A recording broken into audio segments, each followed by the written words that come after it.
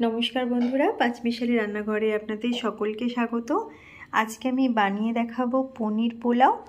রেসিপিটা খেতে দারুণ লাগে। নিরামিষের দিনে এরকম খাবার খেতে ভালোই লাগবে। আর সাথে আমি আবার আজকে আলুর দমও বানিয়ে নিয়েছি। তো এই রেসিপিটা আমি আপনাদের সাথে অবশ্যই পরে শেয়ার করব। আজকে এই রেসিপিটা আমি শেয়ার করছি। দেখে ভালো লাগলে অবশ্যই লাইক শেয়ার করবেন আর কমেন্ট করে জানাতে ভুলবেন না আপনাদের কেমন লাগলো।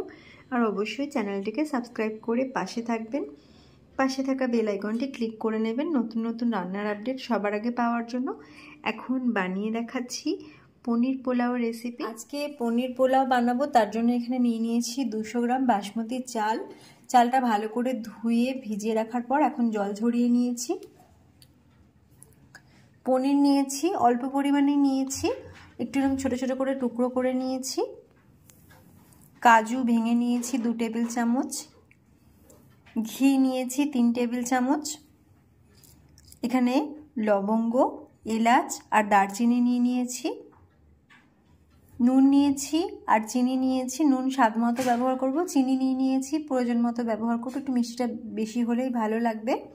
আর নিয়েছি কিশমিশ 2 টেবিল চামচ। এখন কড়াইয়ের মধ্যে দিয়ে দিচ্ছি ঘি।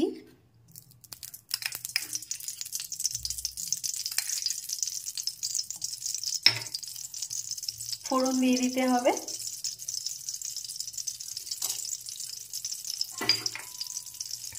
একটু নেড়েচেড়ে ফোড়নটা ভেজে নিচ্ছি। রান্নাটা ঘি দিয়েই করছি।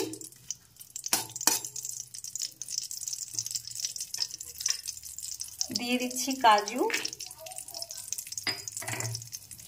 কিশমিশ আর পনিরটা দিয়ে দিচ্ছি। এখন একসাথে সবকিছু একটু নেড়েচেড়ে ভেজে নিতে হবে।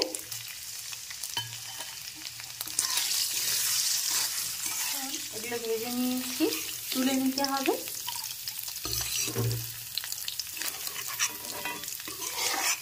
পনির পোলাও বানানোর জন্য আমি এগুলো ভেজে তুলে নেওয়ার পর এবার এর মধ্যে চাল দিয়ে দেবো। আর একটু জল গরম করে নিতে হবে রান্নাটা করার জন্য। তো এখন আমি প্রথমে এর মধ্যে দিয়ে দিচ্ছি চালটা। এটা নেড়ে নিতে হবে। আর সাথে ছিল আমি পাশে ওভেনে গরম জল বসিয়ে নিচ্ছি।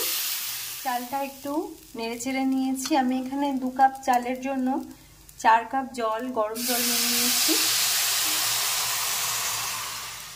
জলটা দিয়ে দিলাম সিদ্ধ হতে দেওয়ার জন্য। এখন চালটা বেশিরভাগটাই সিদ্ধ হয়ে গেছে, জলটা একটু শুকনো শুকনো করে নিতে হবে। এখন দিয়ে দিলাম ভেজে নেওয়া কাজু, কিশমিশ আর পনির। সাথে মিশিয়ে দিচ্ছি স্বাদ মতো নুন।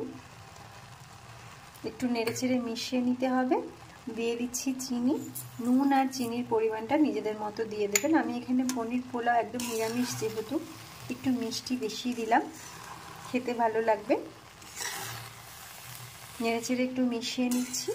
আর জলটা আরও একটু শুকনো হবে, একটু ঝরঝরে হবে, তাই আরও কিছুক্ষণ এভাবে একটু নেড়েচেড়ে নিতে হবে, একটু শুকনো শুকনো করে নিতে হবে।